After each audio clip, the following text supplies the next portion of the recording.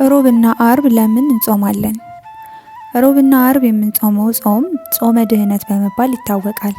ጾመ ድህነት ከአዲስ ኪዳን አጽዋማት ውስጥ አንዱ ሲሆን ሮብ የምንጾምበት ምክንያት ጌታችን በአይሁድ ሸንጎ እንዲሞት የተፈረደበትን በማሰብ፣ አርብ የምንጾምበት ምክንያት ደግሞ በዕለተ አርብ ጌታችን መድኃኒታችን ኢየሱስ ክርስቶስ መሰቀሉን፣ መሞቱን፣ ስለኛ ብሎ መንገላታቱን ለማሰብ እንጾማለን። ጾሙ ከትንሣኤ በዓል በኋላ ባሉት 50 ቀናት ውስጥ አይጾምም።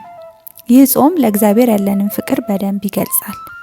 በድህነት ጾም ጊዜ ክርስቶስ ነፃነትን ሊሰጥ ከዘላለም ሞትና ቅጣትም ሊያድነን በፈራጆች ፊት እንደቆመ እናስብበታለን። በተጨማሪም ክርስቶስ ስለኛ ፍቅር ብሎ ሰው መሆኑን፣ ስጋ መልበሱን፣ መከራ መቀበሉን እያሰብን መጾም ለበለጠ ጸጋ፣ ክብርና ትጋትም ያበቃል።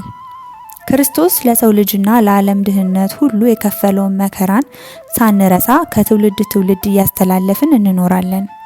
ክርስትና እውቀት ብቻ አይደለም፣ ሕይወት፣ እውነት፣ ምግባርና ስራም ጭምር ስለሆነ ሃይማኖታችንን በስራና በምግባር መግለጽ አለብን።